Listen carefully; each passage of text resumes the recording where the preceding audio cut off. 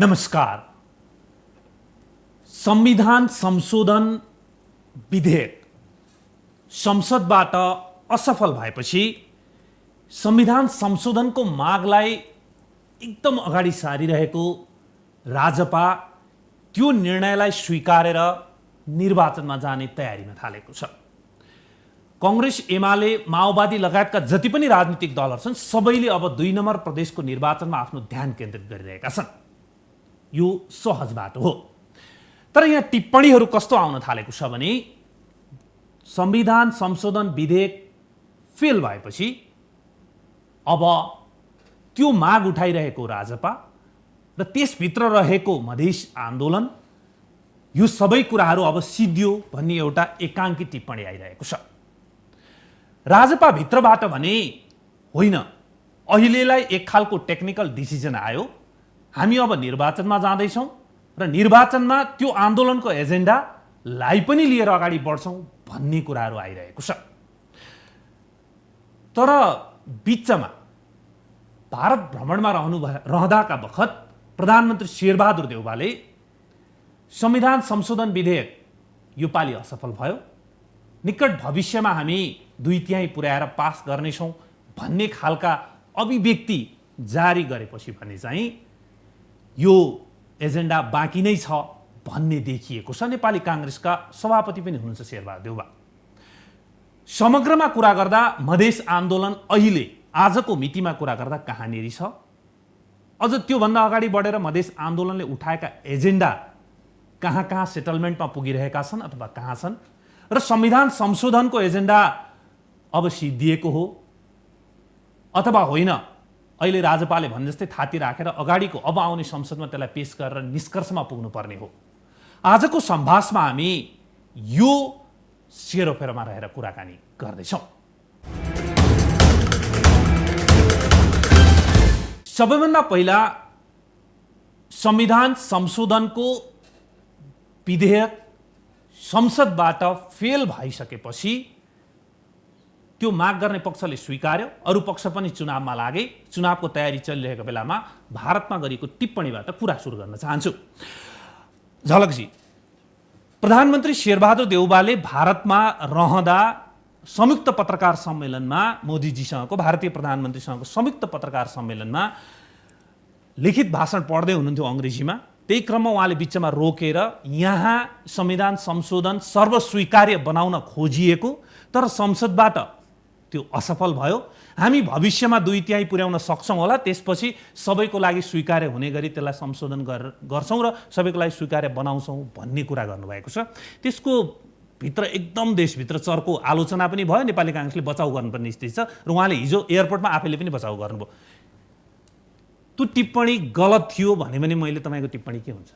डिप्लोमेटिकल्ली कुनै देशको प्रधानमन्त्री अर्को देशमा गएर अहिले जुन कन्टेक्स्ट भर्खरै संसदबाट प्रस्ताव असफल भइसकेको सन्दर्भमा त्यो कुरो त्यही ढङ्गले नबोलेको भए राम्रो हुन्थ्यो, यति मात्रै म यसमा भन्न सक्छु। तर अर्को एउटा पाटो, हामी कहाँ पोलिटिक्सलाई चाहिँ छिटो बिर्सने चलन छ। हामी कहाँ चाहिँ 62-63 सालको जनआन्दोलनको समापनको बेलामा त्यो समापनको मोडालिटी तयार गरिदिने काम चाहिँ भारतीय मध्यस्थतामा भएको थियो। तपाईँ कान्तिपुर टिभीमा हुनुहुन्थ्यो, म नेपाल साप्ताहिकमा थिएँ। हामीले दिनदिनै हेरेको समाचार हो। कर्णसिंह आए, के गरे, को आयो, होइन। राजनीतिक रूपले चाहिँ दरबार र राजनीतिक दलहरूको बिचमा सहमति गरिदिने काम चाहिँ अप्रत्यक्ष अप्रत्यक्ष दुवै रूपमा चाहिँ भारतले गरेको हो। र पछि मधेस आन्दोलन र यो मधेस आन्दोलन पछि उठेका विभिन्न सन्दर्भहरूमा राज्य पक्ष र मधेसको आन्दोलनकारी पक्षका बिचमा समझदारी गराइदिने, दुईटाको बिचमा सम्झौता गराइदिने काममा पनि इन्डियाको प्रत्यक्ष वा अप्रत्यक्ष भूमिका थियो। यस्तो अवस्थामा नेपालको पोलिटिक्सको यो प्रोसेस 62-63 सालको आन्दोलन र त्यसपछि संविधान निर्माणको यो अवधिको राजनीतिक प्रक्रियामा भारतलाई हामीले चाहेर नचाहेर वा जानेर नजानेर वा आवश्यकताले कुनै न कुनै ढङ्गले नेपालको प्रत्येक राजनीतिक शक्तिले त्यसलाई चाहिँ स्पेस दिएको कारणले हुनसक्छ प्रधानमन्त्री इन्डियामा गएको बेला भारतीय प्रधानमन्त्रीले 1 to 1 भनेर जुन दुई फेरा एक फेर त के अचानक कुनै बिना योजना जसरी प्रधानमन्त्रीले चाहिँ भेटे भारतीय प्रधानमन्त्रीले त्यस्तो सन्दर्भमा चाहिँ यता शेरबहादुरजीसँग कुराकानी भएको हुनसक्छ। मेरो आफ्नो अनुमान चाहिँ के छ भनेदेखि संविधान जारी गर्ने बेलामा जारी गर्न पाइँदैन, मधेसीहरूलाई पनि समेटेर लैजाऊ अन्यथा हामी यो संविधान स्वीकार गर्दैनौँ भनेर सिधा जयशङ्कर विदेश सचिवले चाहिँ यहाँका राजनीतिक नेताहरूलाई चाहिँ नाकमै औँलो ठड्याएर भनेका हुन्। त्यसपछि त्यसको प्रतिक्रिया स्वरूप चाहिँ यतातिर अलि राष्ट्रवादका कुरा पनि जागे, उतातिर भारतले चाहिँ प्रत्यक्ष अप्रत्यक्ष रूपले र नाकाबन्दी मार्फत नेपालको राजनीतिक प्रक्रियालाई चाहिँ हाम्रो कुरा सुन्दैनौ भने तिमीहरूलाई पनि हामी बसी खान दिन्नौ भन्ने दबाब दिएकै हो। अहिले राजनीतिक यो 2-3 वर्ष यता चाहिँ मधेस आन्दोलन कमजोर हुँदै जाने, खास गरी हाम्रो जियो पोलिटिक्सको जुन पोजिसन छ त्यसमा भारत र चीनका बीचका स्वार्थहरू चलखेल गर्ने सन्दर्भमा भारतलाई के लागेको हुनसक्छ, मोदीलाई अथवा भारतीय संस्थापनलाई भनेदेखि मधेसलाई मात्रै बोकेर बस्यो, मधेसी इस्युमा चाहिँ बढी आफू संलग्नता देखियो भने सिङ्गो अरू गैर मधेसी नेपालबाट चाहिँ विरोध हुने, मधेसमै पनि त्यसको 2 मत छ, मधेसमै पनि त फरक मत छ। दोस्रो कुरा चाहिँ अब फेरि यसो भन्दैमा अब पोलिटिकल्ली काठमाडौँको संस्थापनसँग सम्झौता गर्न जाने क्रममा मधेसीलाई त्यत्रो धेरै स्पेस दियो र अहिले आएर छोडिदियो, धोका दियो भनेर मधेसबाट जुन कुरा उठिरहेछ त्यसलाई पनि हामीले छोडेका छैनौँ भनेर हाम्रो लाज बचाइदेऊ भन्ने अर्थमा मोदीले शेरबहादुरसँग केही कुरा गरेका हुन सक्छन्, जसको जवाफ लिखित डकुमेन्ट जुन उनी पढ्दै थिए त्यो त यहाँको डिप्लोमेटिक टिमले तयार पारेका हुन्छ। त्यो वक्तव्य चाहिँ त्योभन्दा फरक ढङ्गले राजनीतिक डिल गर्न खोज्दा चिप्लिएको भन्ने ठान्छु म चाहिँ डिप्लोमेटिकली। मैले तुलाजीसँग चाहिँ 3टा बुँदा राखेर टिप्पणी लिन्छु यही विषयमा। पहिलो मैले के भने भन्दा प्रधानमन्त्री शेरबहादुर देउवाले जे बोल्नुभयो त्यो गलत थियो मेरो टिप्पणी भन्दै मैले उहाँलाई प्रश्न सोधेँ। एउटा त्यो गलत थियो, त्योसँग जोडेर त्यही भ्रमणको क्रममा भारतीय मन्त्री पासवानले जे कुरा भन्नुभयो चीनलाई जोडेर त्यसमा हाम्रो प्रधानमन्त्री शेरबहादुर देउवाले दिएको जवाफ 100% ठिक थियो। मोदीसँगको पत्रकार सम्मेलनमा बोलेको कुरा गलत थियो भने यतापट्टि दिएको जवाफ ठिक थियो, किनकि उहाँले जबरजस्ती चीनलाई पाखा लगाएर आफूतिर तान्न खोज्दै हुन्थ्यो। हाम्रो प्रधानमन्त्रीले चीनसँग हाम्रो राम्रो सम्बन्ध छ, त्यसमा केही विवाद छैन भनेर राम्रो जवाफ दिनुभयो। यो दुईटासँग जोडेर मैले अर्को के भने योभन्दा अघिल्लो सरकारले हामी संविधानमा यो कुरा संशोधन गर्दैछौँ भनेर कमल थापा परराष्ट्र मन्त्री हुँदाखेरि लिखित कागज लगाएर अहिलेकै भारतीय विदेश मन्त्री सुषमा स्वराजलाई बुझाएकै हुन्। अघि उहाँले गर्नुभयो नि हामी जुनसुकै सरकार जोसुकै बनौँ, जो प्रधानमन्त्री होस् यो खालको कुराहरू आइराखेको छ भन्ने कुरा गरिरहँदा अहिले चाहिँ फलानुले गर गलत, अस्ति फलानुले गर गलत होइन, हामी सबै त्यो खालको स्थितिमा छौँ। यो 3टा विषय राखेर मैले टिप्पणी तपाईँलाई गर्न लगाएँ भने हाम्रो नेपाली राजनीतिमा भारत न कहिले सुध्रिएर आएको थियो, न कहिले सुध्रिने छ, न अहिले सुध्रिएको छ। उसले आफ्नो राष्ट्रिय स्वार्थ हेर्छ, हामीले पनि आफ्नो राष्ट्रिय स्वार्थ हेर्नुपर्छ भन्ने तपाईँको टिप्पणी के हुन्छ? अब तपाईँको प्रश्न र जवाफ एकैपटक आयो।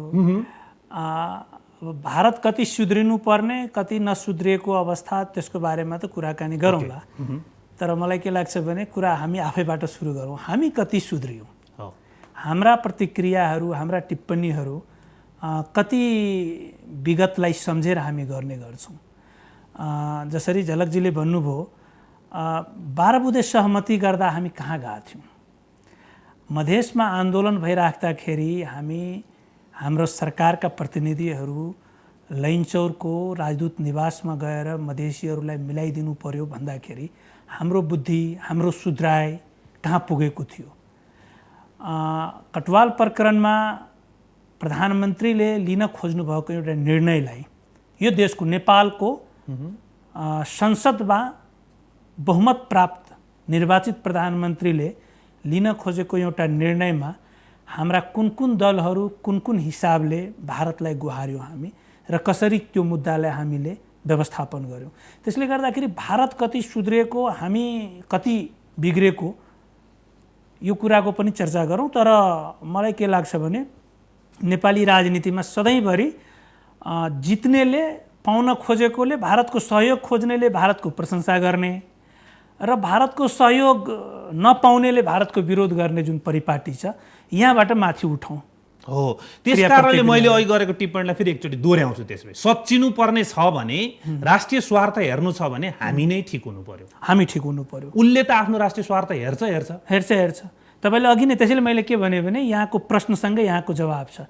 कमल थापाजी 4 बुँदे नन पेपर एग्रिमेन्ट लिएर सुषमा स्वराज कहाँ जाँदाखेरि यो देशको प्रधानमन्त्री केपी शर्मा ओली हुनुहुन्थ्यो।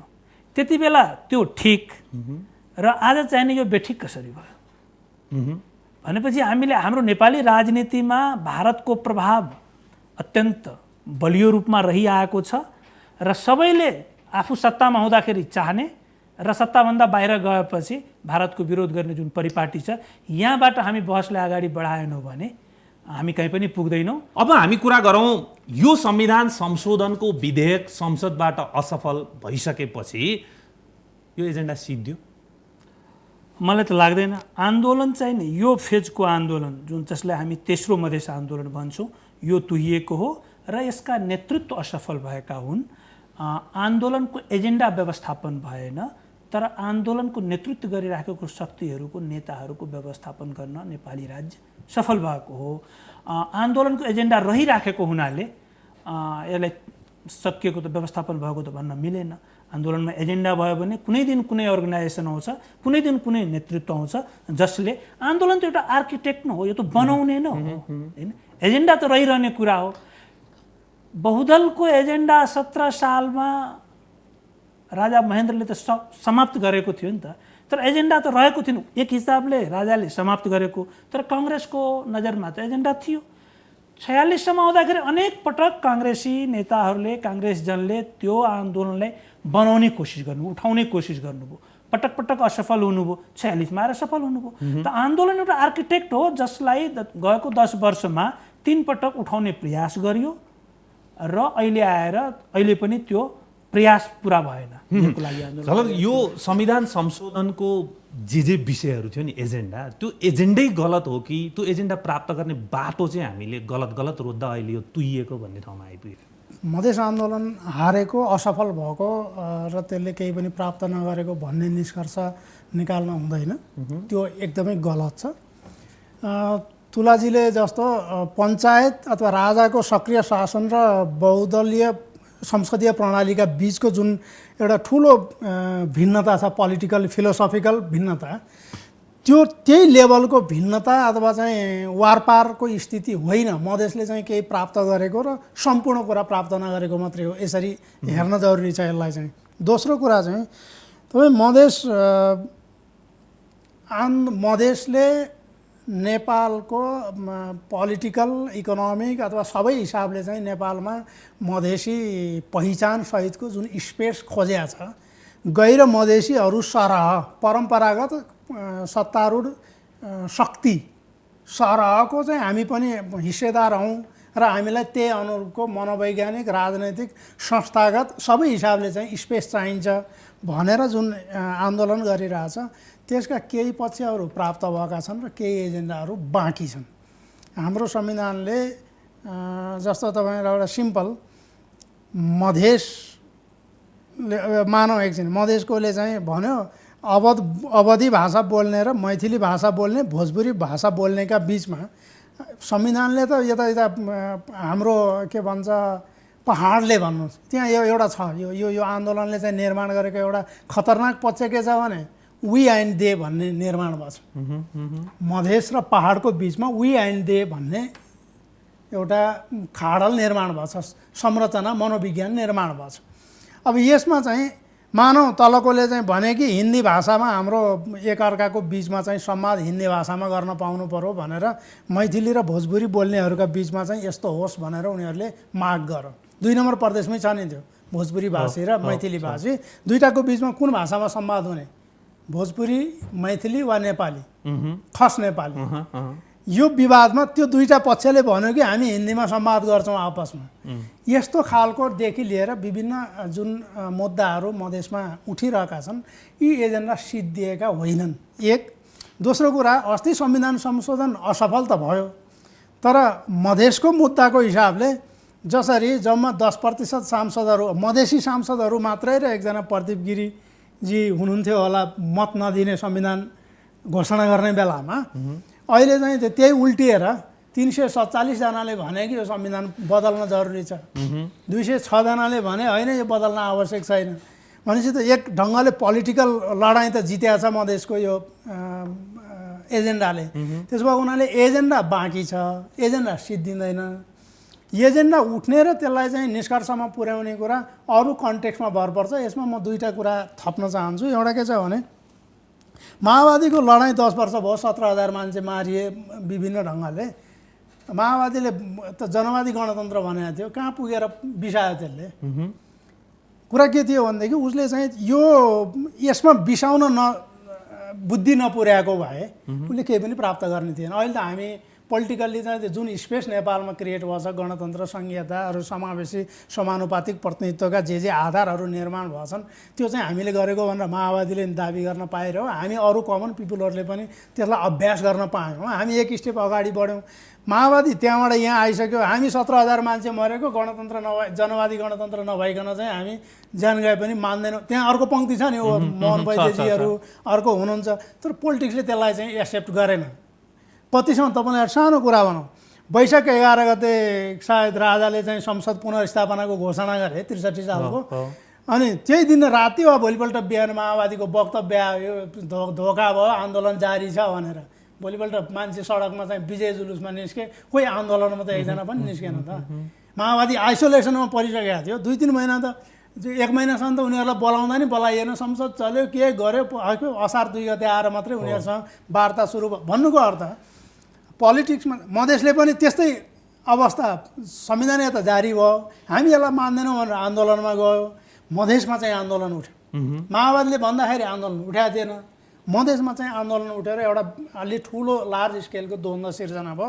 यसले के देखाउँछ भने दुईटै कुरा हेर्नुपर्ने। एउटा चाहिँ आन्दोलन गर्नेहरूले चाहिँ आफ्नो स्पेस के हो, राजनीतिक कन्टेक्स्ट के हो, मैले कति पाएँ, कति गुमाएँ, कहिले यसलाई ल्याउन सक्छु भन्ने विश्लेषण गर्न सकेनन् भने चुक्छन्। माओवादीले चाहिँ पछि सच्याएर त्यसले चाहिँ यो समग्र आन्दोलनको चाहिँ जस आफूले दाबी गर्यो।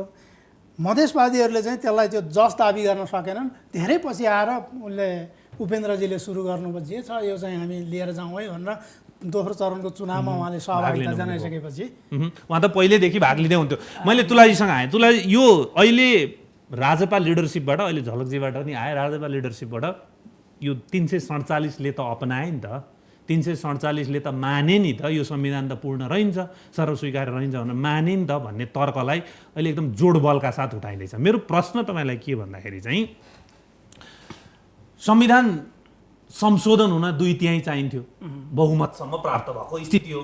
यो बहुमत छ नि, त्यो साँच्चै यो संविधान संशोधनमा उठाइएका एजेन्डाहरू ठिक छन्, त्यसकारण मत दिनुपर्छ भनेर आएको 347 हो, वा सत्ता समीकरणको लागि यो मत आइराखेको छ?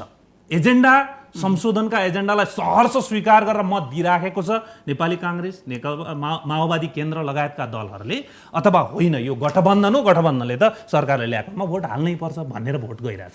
यो संशोधन पास हुँदैन, त्यसैले भोट दिएर केही फरक पर्दैन भनेर भोट दिए हो सत्ता गठबन्धनले। संशोधन हुँदै हुँदैन, संशोधन गर्नु नै छैन, त्यसैले यो भोट दिँदा यो नाटक हो, यसमा मधेसीहरूलाई चुनावमा ल्याउन सकिन्छ, राजपालाई फकाउन सकिन्छ भन्ने उद्देश्यले यो भोट मतदान भएको। त्यसो मेरो एउटा सब क्वेसन मात्रै तपाईँलाई, सब क्वेसन मात्रै, त्यसो भए त यो 347 पायौँ भनेर हामीले खुसी भइराख्नु पर्ने अवस्था त रहन्छ? मधेसी त खुसी हुनुपर्ने अवस्था छैन, तर उनीहरू त यसैलाई एजेन्डा बनाएर होइन। यो त नेतृत्व जब असफल भयो, अब त्यसपछि त के ओत लाग्ने एउटा बहाना त चाहियो, फेस सेभिङको लागि त हो होइन। तर तपाईँलाई अहिले जसरी राजपाको जायजाय भइरहेछ, हरेक दिन अखबारमा हामी देख्छौँ कि राजपालले अत्यन्त परिपक्व निर्णय लिएको हो, राजपालले 347ले यो संविधानमा संशोधन चाहिन्छ भनेर स्वीकार गरेको हुनाले मुद्दा स्थापित भएको हो भन्ने कुराहरू जुन आएको छ नि, ठिक यस्तै विश्लेषण जति बेला उपेन्द्रजीले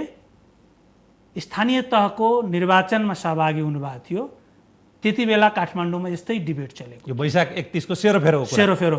किनभने अब उपेन्द्रजीले त मानिसक्नुभयो, अब उहाँ त मधेस आन्दोलनको असली नेता त उपेन्द्रजी हो, उहाँले मानिसक्नुभयो, अब यो चाहिँ नै संविधान अगाडि बढ्छ। विजय गच्छितारजीले 16 बुँदे सहमतिमा हस्ताक्षर गर्दाखेरि ठिक यस्तै डिबेट काठमाडौँमा चलेको थियो। मधेसको सबैभन्दा ठुलो पार्टीले 16 बुँदे सहमतिमा हस्ताक्षर गरेको छ, त्यसैले मधेसी पनि 16 बुँदे सहमतिलाई स्वीकार गरेर संविधान निर्माण प्रक्रियामा सहभागी भएको छ भनियो। तर म यही 3टा घटनालाई म के भन्न चाहन्छु भने विजय गच्छितारजीको गुणगान भइराख्दाखेरि काठमाडौँमा मधेसमा आन्दोलन उठ्नबाट कसैले रोक्न सकेन। उपेन्द्रजीले निर्वाचनमा सहभागिता जनाइराख्दाखेरि पनि राजपा मात्रै, त्योभन्दा सानो लिगेसीको हिसाबले सानो शक्ति चाहिने निर्वाचनभन्दा बाहिर राजा काठमाडौँमा छटपटी थियो। मैले भन्न खोजेको के हो भने कुन शक्ति काठमाडौँको इन्ट्रेस्टमा काम गरेको छ कति बेला र कति बेला उसको इन्ट्रेस्टको प्रतिकूल काम गरेको छ, यसले काठमाडौँको छटपटाहटलाई निर्धारण गर्दो रहेछ। मूल कुरो के हो भने जुन झलकजीले भन्नुभयो कि फिलोसफिकल कुरा गरौँ, म फिलोसफीको विद्यार्थी त होइन, तर यो संविधानसँग जोडिएको कुरामा किन मधेस यो संविधानलाई स्वीकार गरेन? कुनै पनि पार्टी मधेसको भूमिमा आन्दोलन घोषणा नगर्दै पनि मधेस आन्दोलित भएको थियो नि त। आजको दिनमा धेरै पार्टी भएका छन्, तर 63 सालमा त कुनै पार्टी थिएन र त्यति बेला भएका एकमात्र पार्टी सद्भावना पार्टी त सरकारमा थिए, तै पनि ठुलो आन्दोलन भयो। तपाईँ गएको 10 वर्षमा यदि यो देशमा भएका ठुला घटनाहरू, राजनीतिक घटनाहरू, अलिकति द्वन्द्वका घटनाहरूको तपाईँले यदि लोकेट गर्नुभयो भने सबै मधेसमा तपाईँ पाउनुहुन्छ। 3टा आन्दोलनै एक दशकमा मधेसमा भएको छ। यो भएको के हो मधेसमा? मधेसले संविधानबाट खोजेको कुरा के हुन् र नेपाली संविधानले दिएको कुरा के हुन्? कहाँनिर म्याच गरिराखेको छैन। मलाई लाग्छ यो उहाँको भाषामा फिलोसफिकल कुरा हो। हामीले यो कुरालाई अलिकति जड रूपमा बुझौँ। नेपालमा गएको 70 वर्षमा यो 7औं संविधान बनेको, त यो 7वटा संविधान किन बन्नु पर्यो नेपालमा? आज हामीले कुरा गर्दैछौँ, टेक्निकल एनालाइसिस गर्दैछौँ, कति बेला कसले के पाउने के गुमाउने, त्यो नेगोसिएसनको टेक्निकल पार्ट हो। तर जडो कुरा के हो भने नेपालमा 2047मा आएको संविधान 5औं संविधान थियो, 63मा आएको संविधान 6औं संविधान थियो। त 5औं संविधानसम्म नेपालमा 2 धारमा राजनीतिक ध्रुवीकरण भएको थियो, बहुदल भर्सेस निर्दल। पञ्चायतको एउटा ठुलो खेमा थियो जो निर्दलको राजनीति गर्दै थियो, इतर पञ्चायतभन्दा बाहिरको वामपन्थी राजनीति, काङ्ग्रेसको राजनीतिले बहुदलको राजनीति गर्दै थियो। त्यतिन्जेलसम्म मधेसको अपेक्षा के थियो भने, जनजातिको अपेक्षा के थियो भने बहुदल आएपछि हाम्रो सबै समस्या समाधान हुन्छ। त्यो के समस्या समाधान भएन? 63 यता निरन्तर हामी आन्दोलनमा छौँ। के समस्या समाधान भएन भने नेपालको जुन सामाजिक संरचना छ त्यो नेपालको राज्य र राजनीतिमा त्यो देखिँदैन। भन्दाखेरि 46-47 सालमा बहुदलीय प्रजातन्त्र त नेपालमा आयो, तर त्यसपछि भएको आन्दोलन भनेको समावेशी प्रजातन्त्रको लागि हो, समावेशी लोकतन्त्रको लागि हो। त समावेशी लोकतन्त्र के आधारमा हुने हो? कहाँनिर मधेसलाई घोचेको थियो त बहुदलीय प्रजातन्त्र? कहाँनिर त्यो अपुरो भएको थियो त? केमा भएको थियो भने राजनीतिक प्रतिनिधित्वमा अपुरो भएको थियो। मधेसको प्रतिनिधित्व 3टा प्रतिनिधि सभाको निर्वाचन हुँदा 20% भन्दा बढी भएको थिएन। एउटामा 11, एउटामा 17, एउटामा 20%। तर मधेसको जनसङ्ख्या त 33-34% छ नेपालमा। मधेसले देख्थ्यो जनसङ्ख्या हामी कहाँ छ, तर हाम्रो अनुहार त संसदमा कम पुग्दो रहेछ। त्यो राजनीतिक प्रतिनिधित्वले कहाँनिर गएर ठोकिन्छ भने निर्णय प्रक्रियामा, नियम ऐन कानुन बनाउने प्रक्रियामा, अर्थात् राज्यको साधन र स्रोतमा पहुँच नहुने अवस्थामा, पहुँचमा त्यसले ठोक्दो रहेछ। त्यसले तपाईँ के देख्नुभयो भने 46 देखि निरन्तर जति प्रशासनमा पदहरू आए, मधेसीहरू अत्यन्त कम देखिन्थे, मुस्लिमहरू अत्यन्त कम देखिन्थे, थारूहरू अत्यन्त कम देखिन्थे, जनजातिहरू अत्यन्त कम देखिन्थे। त्यसकारण नेपालमा बहुदलीय प्रजातन्त्र मात्रै पर्याप्त होइन, यो आवश्यक हो, तर पर्याप्तको लागि समावेशी लोकतन्त्रको कुरा गर्नुपर्छ भनेर 6औं संविधानको कल्पना गरिएको र 6औं संविधानमा स्वीकार के गरियो भने नेपालमा विभेद छ। त्यो के को आधारमा भने जातको आधारमा, क्षेत्रको आधारमा, लिङ्गको आधारमा नेपालमा विभेद छ, नेपाली राज्य विभेदकारी भयो। त्यसैले अबको नेपालमा राज्य पुनर्संरचना गरेर समावेशी बनाउने। त्यसकारण त्यसबाट त्यति बेला के कुराहरू लियो भने 64 मा निर्वाचन प्रणाली संशोधन गरेर मिश्रित निर्वाचन प्रणाली अपनाइयो, जस अन्तर्गत चुनाव हुँदा मधेसीको प्रतिनिधित्व 34% भयो, जनजातिको प्रतिनिधित्व पनि बढ्यो, दलितको प्रतिनिधित्व पनि बढ्यो, महिलाको प्रतिनिधित्व पनि बढ्यो। राजनीतिमा जब प्रतिनिधित्व बढ्छ त्यसले तपाईँको राज्यको शासन प्रशासनमा त्यसले सिधा असर गर्दो रहेछ। उहाँले भन्नुभयो कि पाएको, तर म के भन्दैछु भने अब यसलाई म टुङ्ग्याउँदैछु। 63 सालमा दिएको, 63 मा मधेस आन्दोलन र 64 को मधेस आन्दोलनले प्राप्त गरेको अधिकारहरू यसपटक खोसिएको छ। त्यसैले पाएको र गुमाएको के हो भने 47 को संविधान भन्दा पाएको छ, 63 को संविधानमा दिएको भन्दा गुमाएको छ। यसकारण मधेसमा आन्दोलन छ। ठीक छ, यो तपाईले यसलाई अहिले जारी छ। तपाईले यसलाई फिलोसफिकल कुरा भन्दै भन्ने उसमा यसलाई बुझाउन पनि जरुरी थियो, अलिकति संक्षिप्तमा बुझाउनु पनि भयो। म अब यो आन्सर भन्दा अगाडिकै ठाउँमा फेरि टेक्न चाहन्छु। त्यही 347 बालामै मेरो क्वेसन छ। तपाईले के भन्नु भने यसलाई पास हुँदैन, दिइहाल्नु नि त भोट भनेर दिइएको होइन। तर जबरदस्त रूपमा जो भोट नदिने पार्टी छ नि, यो चाहिँ हो खराब है। यो भोट नदिने चाहिँ खराब हो, भोट दिने जति हाम्रा हुन् भन्ने खालको बुझाइ बोकेर गइँदैछ अहिले मधेसमा। मैले जान्न चाहेको, तपाईँले अघिदेखि भन्नुभएको काठमाडौँ छ नि, काठमाडौँ भनेको चाहिँ यहाँ रहेका सबै ठुला पार्टी हुन् काठमाडौँ। ठिक, मैले राज्यको एउटा साङ्केतिक रूपमा मैले भन्न खोजेको अहिले यो विधेयकमा कांग्रेस, एमाले, माओवादी लगायतका दलहरूले कसैले कता भोट दिए, कसैले कता भोट दिए। अनि भोट दिने जतिले चाहिँ यो एजेन्डा स्वीकारेको हो त भन्दा तपाईँले होइन दिइहालौँ, यो खास पास हुने भने त उसले पनि आत्मादेखि स्वीकार गरेको त होइन रहेछ। होइन भनिसकेपछि एमाले नै हो सबै यो जम्मै चिजको दोषी भन्न जसरी यसलाई मिलाएर लानुपर्नेमा विग्रह र किताकाटको प्रक्रिया सुरु भयो, त्यसमा कतिको खोट छ? म एमालेलाई मात्रै दोष दिन्न। यो यो यो यो यो सत्ता राजनीतिमा भएको ध्रुवीकरणको उपज हो यो प्रतिक्रिया। यो जुन संवाद भयो, यो जुन कथ्यहरू, यो जुन कथन आएको छ नेपालमा अहिले, यो सत्ता राजनीतिको द्वन्द्वमा दुई ध्रुवमा विभाजित भयो। कांग्रेस एकातिर, एमाले एकातिर, माओवादीले अब स्वाभाविक रूपमा दुईटा ठुला दलहरू विभाजित भएपछि तेस्रो दल एकपटक यता र एकपटक यता गएर फाइदा लिने हो। त्यो राजनीतिमा नेपाल गएपछि एमालेलाई कांग्रेसले र कांग्रेसलाई एमालेले गरे हो। यो त्योभन्दा अलि परको कुरा हो विजयजी। यो के हो भने नेपालमा 3टा समुदाय बराबर जनसङ्ख्याको छ, तर राज्य र राजनीतिमा जसको हालिमुहाली छ त्यो समुदायले, त्यो समूहले यो देश हाम्रो हो, हामी जसरी चलाउँछौँ त्यसरी चल्नुपर्छ र यसमा अरूलाई हामी दिनु हुँदैन भन्ने कुरामा फेरि 3टै पार्टी एक भएका हुन्। त्यसैले संविधान महत्त्वपूर्ण होइन कि? त्यही भएर मेरो यसमा हाइपोथेटिकल प्रश्न मात्रै, यही ठाउँमा कुरा गरौँ। एमाले र माओवादीको गठबन्धन कायमै रहन्थ्यो, हजुर, यो प्रस्ताव आउँथ्यो संविधान संशोधन विधेयक भने के कांग्रेसले पक्षमा मत हाल्थ्यो होला र? होइन, हाल्दैन थियो होला होइन। त्यसले गर्दा मैले यसमा म कम्प्लिट गर्छु यसलाई। यसमा हुने के हो भने 3टाले मिलेर मधेसी लगायतका सीमान्तकृतहरूको अधिकार खोज्ने सवालमा, आफू मजबुत रहिरहने सवालमा 3टै पार्टी एक भए। अहिले भोट लिने सवालमा 3टा पार्टीको झगडा हो। यो म झलकजीसँग यो प्रश्न गर्नु जरुरी छ। किन भन्दाखेरि झलकजी, एजेन्डा त छ, आन्दोलन छ। अघि यहाँहरू दुवैजनाले भने, यहाँले पनि भन्नु मधेसमा एजेन्डा बाँकी नै छ, सेटल डाउन गर्ने क्रममा यो चुकेको हो भन्ने उहाँले पनि भनिसक्नुभयो।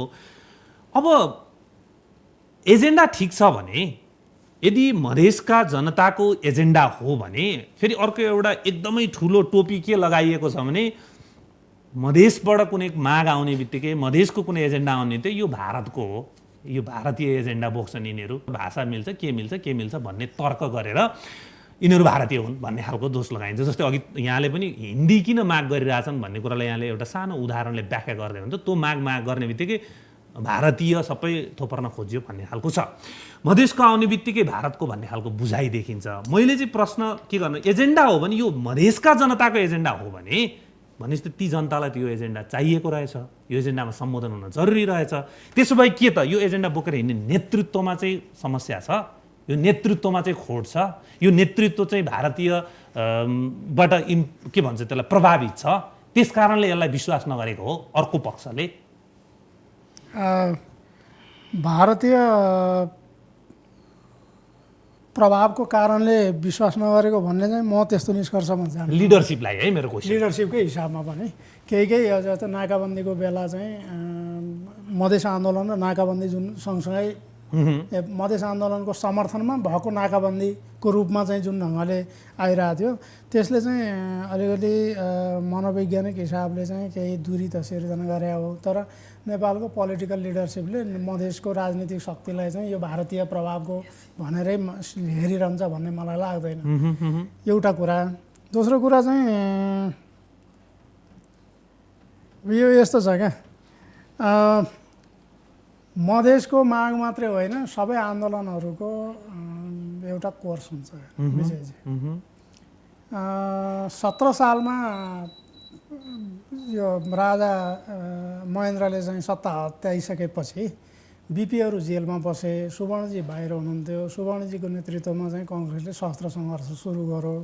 1 वर्ष 1.5 वर्ष जति भयो, थुप्रै मान्छेहरू मारिए, तिनीहरूको रेकर्ड पनि छैन। तर 1 वर्षपछि चीन र भारतको बिचको सिधा लडाइँ सुरु भएपछि चाहिँ त्यसलाई न्यू बनाएर उसले चाहिँ स्थगित गर्नुभयो सशस्त्र विद्रोहलाई। त त्यो एउटा कोर्स पुरा भइसकेको थियो, त्यहाँभन्दा अगाडि जान सक्ने अवस्थामा थिएन। त्यसपछि शान्तिपूर्ण आन्दोलनको एउटा चरण सुरु भयो। 36 सालमा त्यसले एउटा अभिव्यक्ति लियो एकैचोटि गएर। 36 सालको आन्दोलन पनि सफल भएन। अनि 46 सालसम्म 10 वर्ष कुर्नु पर्यो। 10 वर्षमा एउटा सेचुरेसनमा गयो, मुभमेन्ट भयो, एउटा परिवर्तन। त्यति बेला पनि नाकाबन्दी भएको थियो भन्नुहोस् न, त्यस कारण पनि सफल थियो। अनि माओवादीले 52 सालमा सुरु गर्यो, 62-63मा आउँदा त्यसले आफ्नो अप्टिमम एउटा सेचुरेसनमा पुग्यो। मधेस आन्दोलन पनि 63 माघदेखि उठ्यो सुरु भयो। अनि त्यसले चाहिँ एकदमै शक्ति आर्जन गर्यो तुरुन्तै। फर्स्ट संविधान सभामा त्यो सबभन्दा बढी त्यो संविधान संशोधन गर्न बाध्य पार्ने, 63 को संविधानलाई संशोधन गर्न बाध्य पार्ने लेभलमा त्यो हाइएस्ट पिकमा थियो। पोलिटिकल अभिव्यक्तिका हिसाबले, त्यसको वैधानिकताका हिसाबले चाहिँ 64 को संविधान सभाको चुनावमा चाहिँ देखियो। त्यसपछि त्यो क्रमशः शिथिल हुँदै हुँदै गयो र दोस्रो संविधान सभाको निर्वाचनमा चाहिँ त्यसको अभिव्यक्ति कमजोर भइसकेको थियो। त्यो मात्रै कमजोर भएको थिएन, 62-63 को आन्दोलनमा उठेका अरू राज्य पुनर्संरचनासँग सम्बन्धित, समावेशी राज्यसँग सम्बन्धित रिसोर्स डिस्ट्रिब्युसन, क्लासका कुरा पनि थिए नि, खालि जात र पहिचानका लिङ्गका कुरा मात्रै थिएन, क्लासका कुरा पनि थिए। रिसोर्स एउटा परम्परागत शक्तिशाली वर्गले रिसोर्समाथि नियन्त्रण गर्ने। तपाईँले चाहिँ 29 सालकै हेर्नुभयो भने पशुपति शमशेरले गरेको एउटा स्टडीमा चाहिँ जम्मा 200 जति परिवारले नेपालको सम्पत्तिको ठुलो हिस्सा नियन्त्रण गर्छन् भन्ने निष्कर्ष थियो। 46 सालपछि पनि त्यही बढ्दै गयो। 63-64मा आउँदा त्यो 300 परिवार वरिपरि थियो। ब्याङ्कबाट लिने ऋण कसले लिन्छ, ब्याङ्कको मालिक को छ, अनि पुँजीमाथि नियन्त्रण कसको छ, सबै कुरा हेऱ्यो भने 300-400 मान्छेको हातमा अहिले पनि छ। यस्तो अवस्थामा यो रिसोर्स कसरी कमन पिपुलहरूसँग पुर्याउने त, तल्लो वर्गलाई कसरी अपलिफ्ट गर्ने त मुद्दा यो पनि थिएन। यी सबै मुद्दाहरू 64 सालपछि क्रमशः सुरुमा चाहिँ हामी कुराकानी नै गर्छौँ कहिलेकाहीँ। 64 सालको संविधान सभाको वरिपरिदेखि काठमाडौँको सत्तारूढ वर्गले, संस्थापन पक्षले, परम्परागत एलाइटले, धनीहरूले, जे भन्नुहोस् नाम दिनुहोस्, यो पक्षले चाहिँ त्यसमा चाहिँ हाम्रो लेभलका मान्छेहरू, बौद्धिक क्षेत्रका मान्छेहरू पनि थुप्रै लागि परे कि उनीहरूले राज्य पुनर्संरचना होला, रिसोर्सको रिडिस्ट्रिब्युसन होला, समावेशी राज्य बन्ला, समानुपातिक प्रतिनिधित्व होला भन्ने चिन्ताबाट पहिला चाहिँ माओवादीलाई निषेध गर्नेतिर लागे, त्यसपछि मधेसीलाई निषेध गर्नेतिर लागे। त्यो शक्तिले, त्यो पक्षले शक्ति आर्जन गर्यो। 70 मा पुग्दा चुनावमा चाहिँ के देखियो भने पहिला परिवर्तन गर्छौँ भन्ने शक्तिहरू कमजोर भए। यो भएकै हो। मधेस र माओवादी समेत जनजातिहरूको प्रतिनिधित्व 400 जनाभन्दा बढी अथवा 2/3 मेजोरिटी हुँदाखेरि 68 मा संविधान जारी नगरिकन संविधान सभा विघटन भयो। त्यसलाई चाहिँ परिवर्तनकारी नेतृत्वले त्यसलाई चाहिँ व्यवस्थापन गर्न सकेन। किनभनेदेखि अब यहाँ फेरि आइहाल्छ, भारतको कुरा आउँछ, भारतलाई इग्नोर गर्न सक्नुहुन्न। भारतले पनि त्यति बेला चाहिँ माओवादीलाई निषेध गर्न रामवरण यादव, कटुवाल आदि इत्यादि सबैलाई प्रयोग प्रयोग गरेकै गरेकै हो। अनि यो सबै कुराले चाहिँ के भयो भने परिवर्तनकारी शक्तिहरूले चाहिँ त्यसको आकर्षण, त्यसको चाहिँ शक्ति गुमाउँदै जाने र अर्को पक्षले जो यथास्थितिलाई राख्न चाहन्थ्यो त्यसले शक्ति आर्जन गर्ने। दोस्रो संविधान सभाको निर्वाचनले चाहिँ परिणाम त्यही दियो, मत त्यसरी नै आयो। कमसेकम तलको मतको कुरा छोड्नुहोस्, माथि जे प्रतिनिधि बन्यो 601 जनाको त्यो चाहिँ त्यस्तो बन्यो। त्यसको परिणाम म के देख्छु भने मधेसले चाहिँ यो कोर्स पुरा गर्यो। माओवादी आन्दोलन र त्यो परिवर्तनका आन्दोलनले पनि एउटा कोर्स पुरा गरेर प्राप्त गर्ने कुरा जति सकिन्थ्यो अप्टिमम आए। अब यहाँनिर म थोरै तुलाजीसँग कुरा गर्छु। एज ए इन्टेलेक्चुअल तुलाजी वा अरू मधेसको साथीहरू जो मुभमेन्टले प्राप्त गर्नुपर्ने कुराहरू पुरै प्राप्त गरेका छैन भन्ने विश्वास गर्नुहुन्छ। थुप्रै साथी हुनुहुन्छ, उहाँ मात्रै होइन, हामीसँगै भएर मात्रै उहाँको नाम ल्यायो। मधेसमा कमन पिपुलहरूमा पनि जुन हाम्रा एजेन्डालाई चाहिँ बिचै छोडेर राजापाले धोका दियो अन्तिममा आएर भन्ने खालको जुन मनोविज्ञान छ, यो अस्वाभाविक होइन, स्वाभाविक हो। तर यहाँनिर चाहिँ पोलिटिक्स, म अलिकति पोलिटिक्समा पनि लामो समय काम गरेकै मान्छे भएको हुनाले म के भन्छु भने पोलिटिक्स चाहिँ जिरो सम गेम हुँदैन। 100% जित्ने र 100% गुमाउने हुँदैन। मधेसले 100% गुमाएपछि पहाडले जित्ने र पहाडले 100% गुमाएर मधेसले जित्ने यो पनि होइन, दुईटैले जित्ने हो। मधेसको माग पुरा हुँदा दुईटैले जित्छ। त यो चाहिँ अहिले अब शक्ति आर्जन गर्ने समय हो। राजपा, उहाँले जुन भन्नुभयो राजपाहरू मुभमेन्टमा गए, तल कमन पिपुलहरूसँग चाहिँ आफ्नो एजेन्डाप्रति इमान्दारिता साथ लागि परे भने फेरि शक्ति आर्जन गर्दैन र मधेस चाहिँ म त्यो विषयमा तुलाजीसँग प्रश्न छ मेरो। तर म तपाईँलाई नै यही विषयमा प्रश्न के भन्दा, त्यसो भएदेखि के त अघि तपाईँले भनिराख्नु भएको तल्लो वर्ग, जनजाति, दलित, महिला, पछाडि पारिएको क्षेत्र भन जुन हामीले विगतमा पहिचान गरिएको होइन, अनि मधेस होइन थिए नि, यी मध्ये मधेसले चाहिँ बोकिरहेको हामी छोड्दैनौँ नलिएसम्म भनेर आन्दोलनमा लागिराख्यो। त्यस कारण यसको चाहिँ एजेन्डा देखिरहेको छ। अरू चाहिँ बिचैमा हराए अथवा तिनको एजेन्डा चाहिँ सुसुप्त भएर बसिरहेको अवस्था छ, फेरि कुनै दिन उठ्छ। त्यसो भए पक्कै उठ्छ। जहिलेसम्म मान्छेहरूले चाहिँ यो राज्यमा फलानु मभन्दा अलि विशिष्ट स्थितिमा छ सुविधाका हिसाबले, म चाहिँ जातको भएको कारणले अथवा निश्चित लिङ्गको भएको कारणले वा निश्चित क्षेत्रमा बस्ने कारणले चाहिँ म चाहिँ डिप्राइभ छु भन्ने फिलिङ जहिलेसँग रहिरहन्छ, मुभमेन्ट भइरहन्छ। तुलाजीसँग मलाई के लागेको छ भने कि कोर्सको हामीले कुरा गर्दैछौँ। 2052 सालदेखि सुरु भएको माओवादी जनयुद्धदेखिकै नेपाली राजनीतिको कोर्स यो संविधानले पुरा गरेको छ। माओवादी जनयुद्ध सुरु भयो, त्यसको 62मा गएर भनौँ न 10 वर्ष जनयुद्ध, त्यसपछि गएर के भने शान्ति प्रक्रिया सुरु भयो। शान्ति प्रक्रियाको के थियो? सेना समायोजन, हतियार व्यवस्थापन, संविधान सभाको निर्वाचन र त्यसपछि नयाँ संविधान होइन। 63मा आएर मधेसले जोइन गर्यो, मधेस एउटा नयाँ शक्तिको रूपमा आयो। यो 2 दशकको राजनीतिले कोर्स कम्प्लिट गर्दैछ। यो 2 दशकको राजनीति के को राजनीति थियो त? यो 2 दशकको राजनीति पुनर्संरचनाको राजनीति थियो। सत्ताको राजनीति, खानेपानीको धारा पुर्याउँछौँ, हस्पिटल बनाउँछौँ भन्ने राजनीति त सधैँ हुने हो। त्यो पञ्चायतमा पनि भएको थियो, अहिले पनि भइरहेको छ। ड्याम बनाउँछौँ अथवा खोलाको व्यवस्थापन गर्छौँ, स्कुलमा यो गर्छौँ अथवा स्वास्थ्यमा यो गर्छौँ भन्ने यो सर्भिस डेलिभरीको पोलिटिक्स हो। यो भनेको गभर्नेन्सको पोलिटिक्स हो। गभर्नेन्सको पोलिटिक्स त सरकार भएपछि त्यो चलिरहने कुरा हो। तर यो बिचमा के भएको थियो भने 10 वर्ष यता 62-63 यता, 63 भन्दा उता चाहिँ नै जनयुद्ध चलेको थियो। 63 यता नेपालमा 3टा राजनीति एकसाथ चलेका थिए। एउटा शान्ति प्रक्रियाको राजनीति, एउटा सत्ताको राजनीति, अर्को संविधान निर्माणको राजनीति। जुन संविधान निर्माणको राजनीति अस्तिको सोमबार, आजको ठिक 8 दिन अगाडि विराम लियो। के थियो भने यो 3टा राजनीति र 4टा खेलाडी नेपाली राजनीतिमा गएको 10 वर्षमा सक्रिय रहे। नेपाली काङ्ग्रेस छँदै थिए, एमाले छँदै थिए, माओवादी र मधेसी मोर्चा। यो 4टा खेलाडी र 3टा राजनीतिको बिचमा खेलिया हो। अब जुन हामीले यसमा धेरै कुरा यसमा समेटिन्छ विजयजी, कांग्रेस एमालेको सत्ताको विरुद्धमा माओवादी जनयुद्ध सुरु भयो नि त। माओवादी जनयुद्ध केवल ज्ञानेन्द्रको सत्ताको विरुद्धमा मात्रै भएन नि। किन भएको थियो भने कांग्रेस एमालेले ल्याएको व्यवस्था, 47 व्यवस्था समावेशी भएन, सीमान्तकृतहरूको हक अधिकार भएन, मूलधारीकरण भएन भनेर माओवादी जनयुद्ध आयो नि त। यदि आज कसैले बिङ अ मधेसी एक्टिभिस्ट र मधेसी एनालिस्ट पनि म भन्छु, म इमान्दारीपूर्वक भन्न चाहन्छु कि मधेसी आन्दोलन माओवादी आन्दोलनको बाई प्रोडक्ट थियो। यति कुरा यदि मधेसीहरूले इमान्दारीपूर्वक स्वीकार गर्दैन भने त्यो माओवादीप्रति पनि बेइमानी हुनेछ र आफूप्रति पनि बेइमानी हुनेछ। माओवादी आन्दोलनले उठाएको कुराहरू, उसले जसरी फर्मुलाइज गर्यो कुराहरूलाई, जसरी टर्मिनोलोजीहरू युज गर्यो, त्यसपछि जुन मधेसी नेपाली राजनीतिले कोर्स लियो, यो चारवटा नेपाली राजनीतिका चारवटा शक्तिहरूमा कांग्रेस एमाले पहिलो संविधान सभामा राम्रो भोट नपाएपछि सकेसम्म संविधान नबनोस् भनेर संविधान सभा विघटन भएको हो र यो माओवादी र मधेसीले यो कुरा बुझ्न सकेन। माओवादीको पहिलो संविधान कालभरि दुईटा कुरा प्राथमिकतामा रह्यो, पिस प्रोसेसलाई कम्प्लिट गर्ने र सकेसम्म संविधान आफ्नो पक्षमा बनाउने।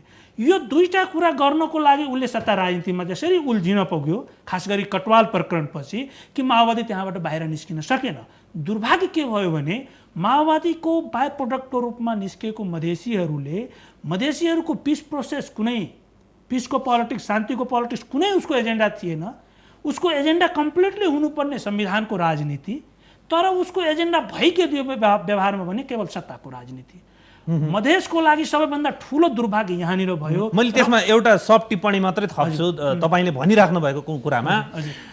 जुन दिन 2072 साल असोज 3 गते संविधान जारी भयो र त्यसमा जुन दिन माओवादी र उसँग गोलबद्ध भएको शक्तिले हस्ताक्षर गर्यो, 52 देखि सुरु भएको माओवादीको सबै कति प्राप्त गर्यो गरेन समीक्षाको विषय भयो, तर उठाउने उसको जुन बल थियो त्यो त्यहाँ गएर इन्ड भयो एउटा। अर्को अहिले भर्खर अघि तपाईले भन्दै हुनुहुन्छ अस्ति संविधान संशोधन विधेयकमा, किनभने के हुनु पर्थ्यो भने 72 मै जब यो संविधानले हाम्रा कुराहरू गरिरहेको छैन, सर्वस्वीकार्य भएन भने त्यतिखेरै डिट्याचमेन्ट सुरु गर्नु पर्थ्यो मधेसवादी शक्तिहरूले। उनीहरूले गरेनन्। के गरे भन्दाखेरि यतापट्टि चाहिँ संविधान अस्वीकार गर्ने, उतापट्टि भोट हाल्न जाने सुशील कोइरालाजीको मास, इभन अस्ति शेरबहादुर देउवाजीसम्मको कुरा प्रचण्डजीलाई पनि हाल्नु, सबैलाई हाल्नु भनेपछि उहाँहरूले त्यो गर्दै आएको गल्ती आएर कहाँ आएर थन्कियो भने कति प्राप्त भयो भएन त्यो विश्लेषणको विषय होला। अस्तिको संशोधन विधेयकले टुङ्ग्यायो।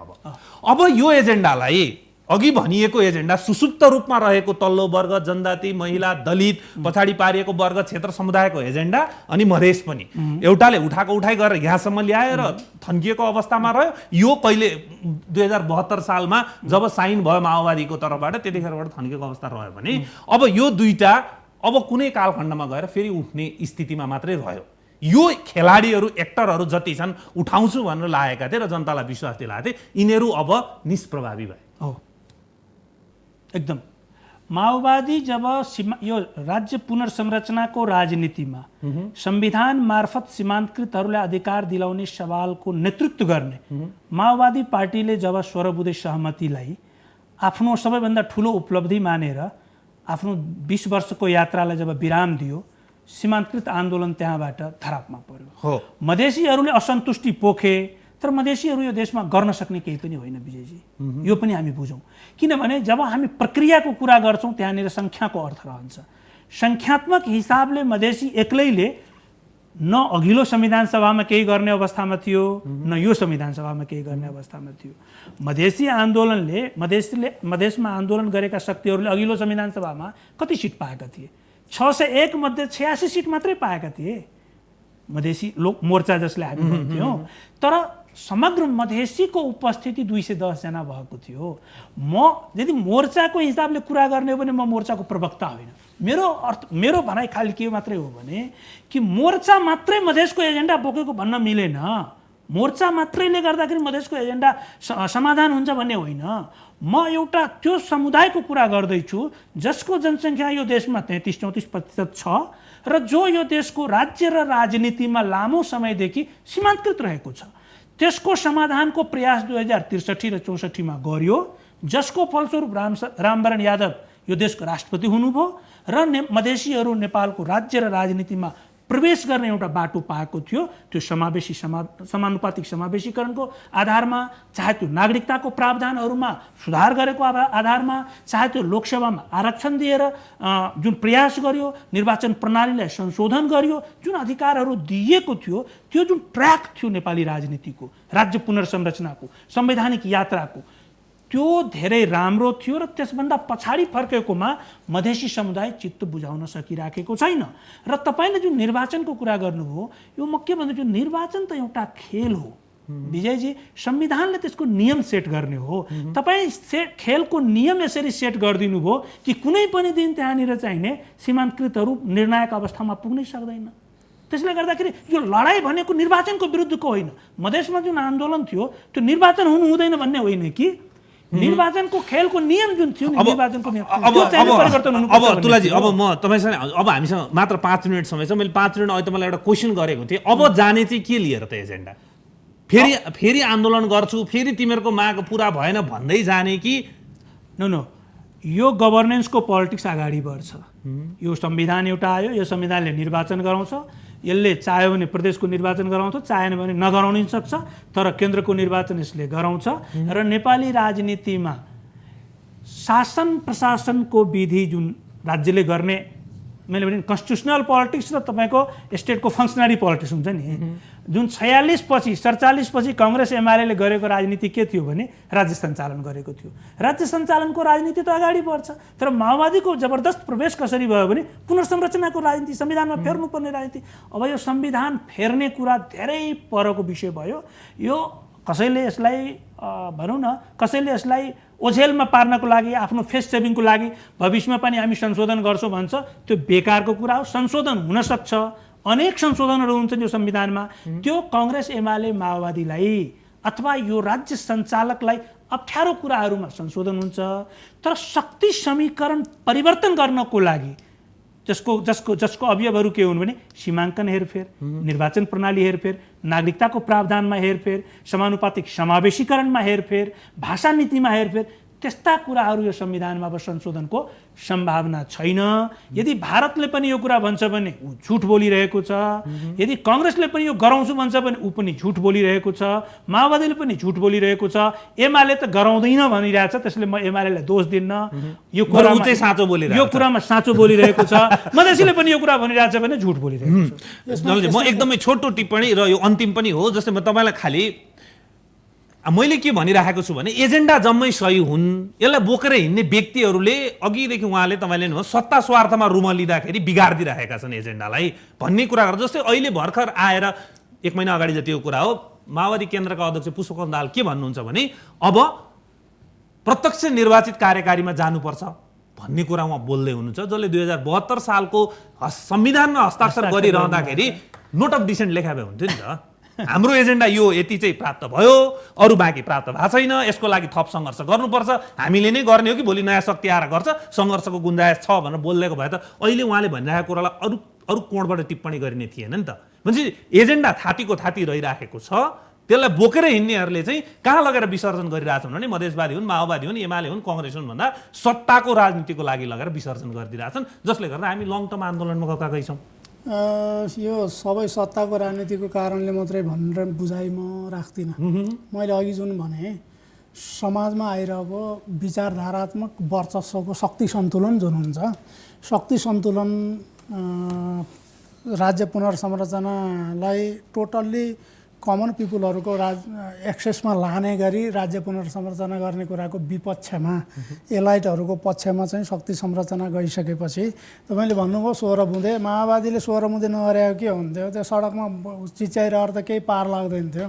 माओवादीले मात्रै होइन, मधेसले पनि अपोजिसनमा तपाईँ नोट अफ डिसेन्ट लेख्नु, अपोजिसनमा आफ्ना मत राखिरहनु एउटा कुरा हो।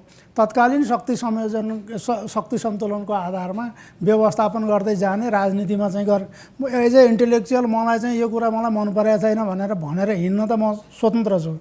तपाईँ पोलिटिक्समा हुनुहुन्छ, पार्टी छ, पोलिटिक्स छ, त्यसको एउटा लिगेसी छ, रेस्पोन्सिबिलिटी छ, तल मत जोगाइरहनु छ, भोलि पनि पोलिटिक्स गर्नु छ र सत्तामा जानु छ भन्ने हो भने त्यसका केही लिमिटेसन हुन्छ।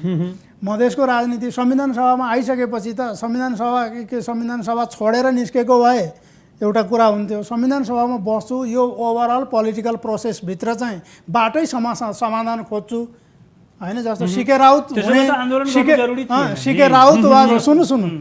राउत वा विप्लवको जस्तो बाटो हिँड्ने हो भने ठिक फरक कुरा हो होइन भने चाहिँ तपाईँ यो पोलिटिकल प्रोसेसको गेमभित्र पसिसकेपछि यसका केही निश्चित मान्यताहरूलाई फलो गर्नु केही अब उपाय हुँदैन। त्यही त भनेको यो एजेन्डा जानुपर्छ। छ, कसैले एजेन्डा छ। उग्रवादी तरिकाले समाधान गर्छु भन्छन्, कसैले यसरी ल्याएर विसर्जन अब गरिदिन्छन्। अर्को कुरा भन्ने चाहिँ हो। अब यो हामी जुन पोलिटिकल प्रोसेस अपनाउँदैछौँ, संवैधानिक राजनीतिका जुन प्रक्रिया अपनाउँदैछौँ, यसले के बाटो खोल्छ भनेदेखि यो चाहिँ लिबरल डेमोक्रेटिक फ्रेमवर्कभित्रको हामीले धेरै लिबरल डेमोक्रेटिक फ्रेमवर्कभित्रबाट पनि अलिकति समावेशी समानुपातिक प्रतिनिधित्वका केही निश्चित मोडलहरू चाहिँ अहिले नै अभ्यास गरेका छौँ। पूर्ण भएन, जनजातिले नै आफूलाई त्यसलाई पूर्ण खोस्यो भएन भन्ने भन्ने मेरो ठान्यो, तर्क हो। मधेसले पनि यो पूर्ण भएन है हामीलाई चाहिँ पुगेन भन्ने भनिरहेछ। त पूर्ण नभएको सम्पूर्ण रूपले चाहिँ निषेध भएको चाहिँ होइन है। त्यसो भएको हुनाले जे प्राप्त भएको छ यसलाई चाहिँ अझ दबाब उठ्दै गयो, एजेन्डाहरू रहिरह्यो भने चाहिँ यो फेरि यसलाई एकोमोडेट गर्न जान नसकिने होइन। उहाँले भने जस्तो यो कहिले पुरा नहुने पनि होइन। र म अर्को नि भन्छु, उहाँले चाहिँ जुन काङ्ग्रेस माओवादीहरूले चाहिँ यो भोट दिइदिउँ यो असफल हुने भएपछि दिएर उम्काउँ भनेको हो भन्ने मलाई लाग्दैन। तपाईँ चाहिँ 5 नम्बर प्रदेशमा अस्ति त्यो प्रदेश विभाजनको प्रस्ताव आइसक्यो, संविधान प्रस्ताव आइसकेपछि जुन मुभमेन्ट भयो त्यो सबै मुभमेन्टमा कङ्ग्रेस र एमाले थेगेर माओवादीले थेगेर बसेको छ नि होइन। तल अनपपुलर चुनाव हारेको छ, त्यो कारणले चुनाव हारेका छन् माओवादी र काङ्ग्रेसले भनेको चाहिँ यो सामान्य पोलिटिक्स होइन है। तपाईँ 5 नम्बर प्रदेशमा भएको आन्दोलनलाई आन्दोलन देख्नुहुन्छ र 6 महिनासम्म चाहिँ नै मधेसको विराटनगरदेखि वीरगञ्जसम्म 20 लाख मान्छे सडकमा रहे 6 महिनासम्म, त्यसलाई तपाईँ आन्दोलन देख्नुहुन्न। मेरो मेरो मेरो कन्सर्न के मात्रै हो भने यदि यो जुन गेमको कुरा गर्नुभयो यही त म भन्दैछु, यो कुरामा हाम्रो सहमति छ कि गेममा तपाईँ फसिसकेपछि त गेमको नियमलाई मान्नुपर्छ। तर मधेसको जुन समस्या छ त्यो गेम यो फ्रेमवर्कभित्र समाधान हुने हो कि होइन? यदि यो हो भने माओवादी आधा गेम स्वीकार गरेर 52 सालमा किन गेम स्वीकार गरेन? गएको 10 वर्षमा मधेस जुन रूपमा आफूलाई उठाउन सक्यो त्यो चाहिने उसले मागेको कुरा सदनभित्रबाट पुरा हुने होइन। 63-64 सालमा जुन पुरा भयो त्यो त सडकबाट भयो नि, किनभने नम्बरको गेम यस्तो छ जुन मधेसको हितमा कहिले पनि मधेसको फेभरमा आउन सक्दैन। त्यसैले सडक भर्सेस सदनको खेलमा मधेस फस्नु हुँदैन थियो। मधेसले जति बेला जे पाए 63-64 मा सडकबाट पाए, सदनमा गएर गुमाए। हिजो जुन आरक्षणको व्यवस्था गरियो त्यो आज कटौती गरिएको छ। हिजो 60% समानुपातिक व्यवस्था गरिएको थियो, आज त्यसलाई घटाइदिएको छ। हिजो सडकबाट नागरिकताको प्रावधानहरूलाई संशोधन गरायो, सदनभित्रबाट गुमाउनु परेको छ। त्यसकारण चाहिँ यो टेक्निकल कुरा पनि हो, यो डिटेल कुरा पनि हो मुभमेन्टको। तर यो कुरालाई अगाडि नबढाएर हामी नबुझेर भेगमा राजनीतिलाई बुझ्न खोज्यो भने काङ्ग्रेस एमाले माओवादीले गर्न खोजेको राजनीति र मधेसी जनजातिले गर्न खोजेको राजनीति एक हो होइन। मधेस आन्दोलनले कस्तो राजनीति गरेको हो भने जस्तो कि मैनबत्ती बल्छ, मैनबत्ती त बल्छ तर उज्यालोबाट बेनिफिट त हुँदैन नि त। मधेस आन्दोलन भएर डाक्टर रामवरण यादव यो देशको राष्ट्रपति हुनुभयो, तर रामवरण यादव त नेपाली काङ्ग्रेसको हो नि त। यसको अर्थ के हो भने काङ्ग्रेसले गर्ने आन्दोलन, शेरबहादुरजीले गर्ने राजनीति र उपेन्द्र यादवजीले गर्ने राजनीति एक होइन। मैले भन्न खोजेँ नेचर अफ पोलिटिक्स फरक हो, तर यसमा कन्फ्युज भएको एउटा कुरा चाहिँ तपाईँले यो पोलिटिक्समा के चाहिँ बुझ्न जरुरी छ भने मधेसी एस्पिरेसनको प्रतिनिधित्व खालि मधेसका वरिपरि सङ्गठित भएका दलहरू कुरा चाहिँ गलत हो। मधेसका मुद्दाहरू माओवादीले अथवा मेन स्ट्रिम पोलिटिकल अरू दलहरूले उठाउँदैनन् भन्ने कुरा पनि गलत हो। स्वयं एमाले भित्रै पनि म थुप्रै साथीहरूसँग भेटघाट हुन्छ, एमाले भित्रै पनि अहिलेको यो पोलिटिकल सहमतिप्रति असन्तुष्टि छ। यो सबै कुराले चाहिँ भोलि के भन्छ अर्को 10 वर्ष अर्को 15 वर्ष समय लिएला, तर यो हल हुँदैन र यत्तिकै रहिरहन्छ, यत्तिकै दमन भएर जान्छ भन्ने चाहिँ मलाई लाग्छ। यो तपाईँको कुरासँग म सहमत। काङ्ग्रेस एमाले माओवादी भित्र पनि मधेसको बारेमा प्रशस्त बहस भएको छ। यो मुद्दा सबैले उठाउन खोजेको छ, खालि सहमति के कुरामा बनेको छैन भने मधेसीले कसरी यो समस्यालाई बुझेको छ र काङ्ग्रेसले कसरी बुझेको छ यसमा फरक छ। तर मैले यो पहिले सुरुमा भने कि मधेसी मोर्चाले मात्रै मधेसको प्रतिनिधित्व गर्छ, मधेसी आन्दोलनको प्रतिनिधित्व गर्छ। यदि त्यो कुरा हो भने त गएको आन्दोलनमा त 20 लाख मान्छे एक दिन सडकमा आएका थिए, तर गएको संविधान सभाको निर्वाचनमा सबै मधेसी दलको भोट तपाईँले जोड्ने हो भने 7 लाख मात्रै छ। अनि कहाँबाट ती मान्छे आए? जुन अहिले हामी 2 नम्बर प्रदेशको कुरा गर्दैछौँ, सप्तरीदेखि पर्साको बिचमा 48वटा निर्वाचन क्षेत्र मा गएको संविधान सभामा 21वटा निर्वाचन क्षेत्रमा नेपाली कांग्रेस जितेको छ, तर सबभन्दा ठुलो आन्दोलन त्यहाँ भयो।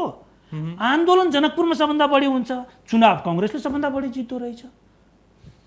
देयर इज समथिङ, केही न केही कुरा फरक छ त्यहाँनिर, जसलाई आन्दोलन र निर्वाचनसँग हामी डाइरेक्ट कोरिलेट गर्न सक्दैनौँ। मेरो भनाइ के हो भने कांग्रेसले पनि एमाले यति दिनसम्म मधेसीको समस्या बुझेनन्, तर जब झापाबाट कञ्चनपुरसम्म यात्रा चलाउनु पर्यो, झापामा गएर 20 जनालाई केन्द्रीय सदस्य बनाइदिनु भयो उहाँले।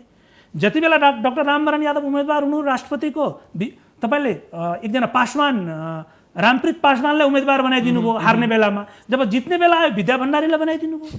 This is the difference between the understanding हैन। त्यसैले तपाईँ मेरो खाली के हो भने यो जुन हिसाबले यो संविधान बनाएको छ, यो संविधानमा अहिले जुन किसिमको एजेन्डाहरू मधेस आन्दोलनको उठेको छ, अहिले उठेको छोडिदिउँ, 63-64 मा जुन यो एजेन्डाहरूलाई 63-64 मा संशोधनपछि अन्तरिम संविधानमा जुन व्यवस्था भएको थियो त्यति मात्रै गरिदियो भने पनि मधेस आन्दोलनले ठुलो उपलब्धि पाउनेछ, त्यो पनि हुनेवाला छैन। हस् त, समय दिनुभयो यहाँहरूलाई धेरै धेरै धन्यवाद।